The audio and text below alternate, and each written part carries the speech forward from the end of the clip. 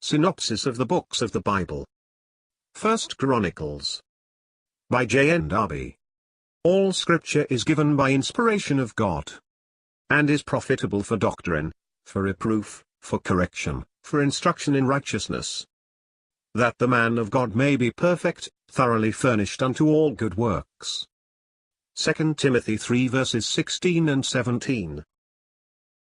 Synopsis of the books of the Bible. By John Nelson Darby. 1st Chronicles, chapter 29. The sharers in the work.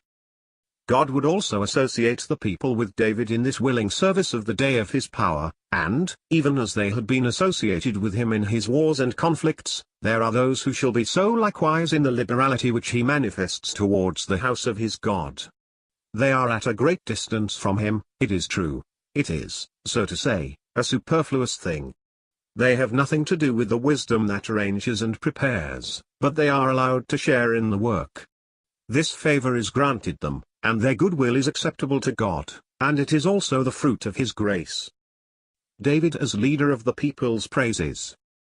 David here, 1st Chronicles 29 verse 18, again acknowledges God according to the promises made unto the fathers, and according to the memorial of God forever, God of Abraham, Isaac, and Israel, our fathers. He seeks that which will be accomplished under the new covenant, and directs the thanksgivings of the whole assembly. Sacrifices of righteousness are offered, and they eat before Jehovah with great gladness. The identification of Solomon with David. Solomon is made king the second time, see 1st Chronicles 23 verse 1. The first time was when grace was fully established in the altar built on the threshing floor of Ornan, where the son of David, as the Prince of Peace, was to build the temple. Solomon is introduced as the head of all that was being established, and as holding the first and supreme place in the mind of God, the one on whom all the rest depended, which could not even exist now without him. The house, the whole order of the house, and its government, all referred to Solomon, and thus his identification with David, in that both were on the throne at the same time, makes it much easier to understand the type of Christ in this. It is one person, whom his sufferings and victories place on the throne of glory and of peace. For at this moment, although the result of the glory was not yet manifested, God had given rest unto his people, that they might dwell at Jerusalem. 1st Chronicles 23 verse 25.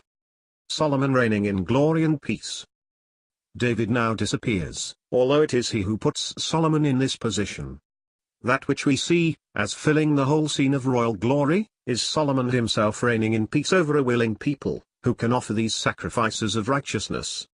The son of David is seen in his own true character, and in this character alone, namely, that of Jehovah's anointed, the governor of the people, and Zadok, the faithful priest, not Abiathar, walks before the anointed one, all the counsel of God, according to Hannah's song, and the words of the man of God in 1 Samuel 2 being thus fulfilled. And Solomon sat on the throne of Jehovah. A remarkable expression, everything is subject to him.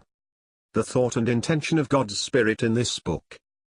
The attentive reader cannot fail to observe the prominent place given to the counsels of God respecting Christ the Lord, and the contrast there is between this and the history of Adonijah in Kings, a history which, by the contrast it presents with the narrative in Chronicles, so fully proves that the thought and intention of the Spirit of God in this book was to give us in type the expression of God's purposes with regard to the true Son of David, and the position he is to occupy, and to show what will be the character in those days of the throne at Jerusalem, when Christ shall be seated upon it.